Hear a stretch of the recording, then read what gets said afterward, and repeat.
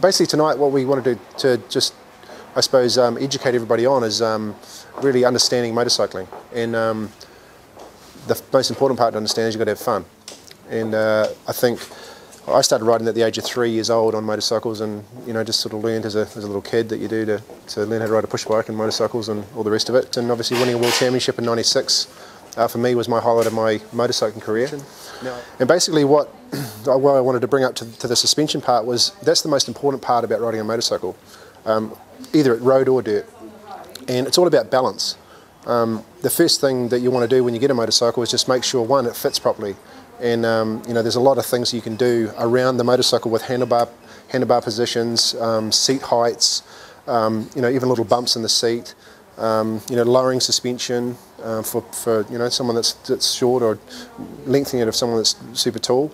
So there's options that you can adjust to make you feel comfortable on the bike. No good sitting on a bike and feeling like you're actually like this or the other opposite way. You want to make sure you've got a higher bar if you are tall, a lower bar if you are short, and just really get the distance between the handlebar and the seat position neutral.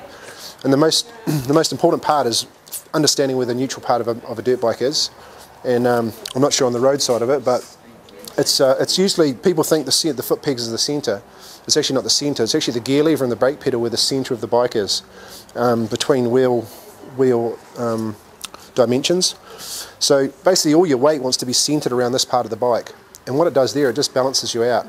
The centre of gravity is, basically, you want to make sure that the bike is neutral on both ends, so it's working front and rear. You're not like a big seesaw. You're actually like the bike's working up and down together. And when you understand that there, and you've got the right spring rate for your bike, which is another important thing, having a, you can imagine a company like Honda trying to produce a motorcycle, say this 450 for instance, they've got to produce, a few thousand motorcycles for a variety of people between 60 kilos to 125 kilos. So they've got to try and get the spring ratio right. So the spring ratio is right on a 450 is right for an 80 kilo rider. Between 75 and basically 85 kilos, the spring rate's right. So if you're a 100 kilo rider, you've actually got to go up in the spring rate.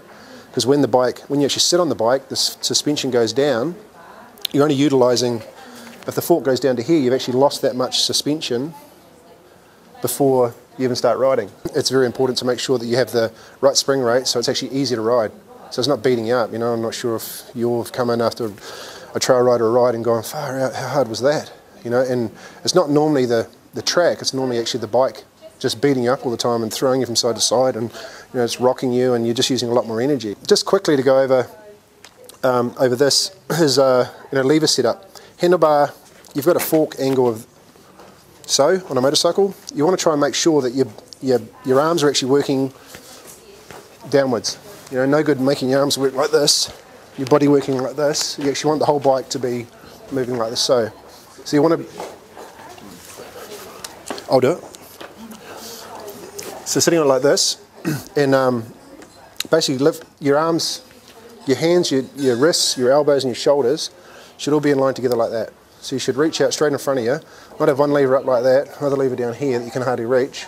It's about just being, and that should just be a comfortable position, just sitting there like that. But generally it's just a sit up and sit up the front. You just don't want to have a real high handlebar if you're a short person, and vice versa. Like for yourself, you don't want to have a low bar, so you're actually reaching down, just bringing your shoulders over the front of you, and vice versa. When you've got a high bar, you're actually pushing yourself back. So it's just a totally relaxed, neutral position that you've got to be in. And then standing up on the bike, obviously the easy thing is just to stand in the middle of your feet, but it's about using the balls of your feet, very toes. That's where you should be standing up on you. You can do whatever you want with it. You try and doing all that stuff down here when you're sitting down, it's hard work. So when you're standing up, you're actually more or less holding onto the bike, so you've got full control of it. The bike should be able to move underneath you, and you should be able to balance it with your feet. So basic standing position, road racing position, perfect. That's what I'm going to do. So just stand up, slightly bent legs. You want to have just maybe we'll come around this side a little bit. You just want to have a slight arc in your legs, just a bit forward a bit. Yes.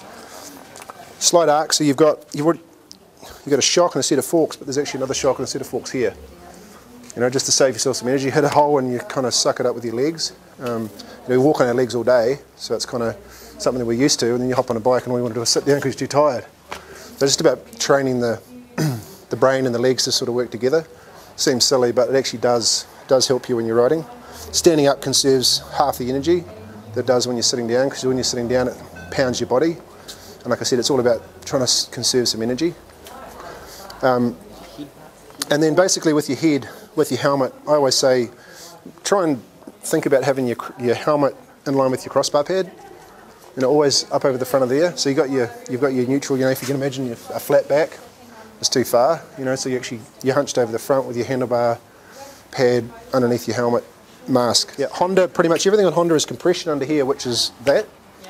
And that is your rebound at the top, which is that coming back. And so if you want to slow it down, you basically wind it in clockwise, which means make it harder as you wind it in clockwise, but make sure that that fork is the same as that fork. Because this one's 5 and this one's 15. Yeah, it's all over the place. Where should they be?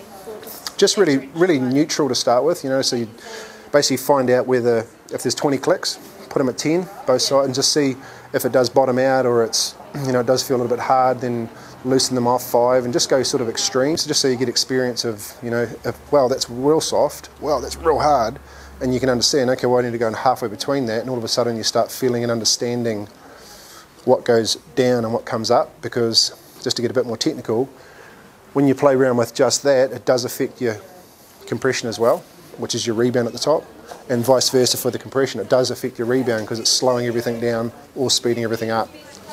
So it's quite, suspension's very technical, but like Jared said, just get in there and have a play. And suspension's the key to a more fun ride, a longer ride, and a ride that you can actually, you know, get off of and have some social side of it, you know, because the worst thing is you want to be finished at the end of the day and you're completely dead and all you want to do is get in the car and go home and hop in the bath and with a bottle of wine, a glass of wine or something.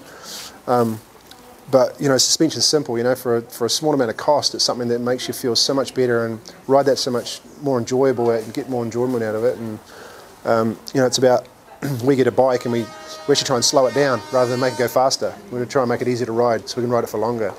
So we can adjust and set the bike up and cater to anything that you pretty much will want. So working through these and learning about them is very important.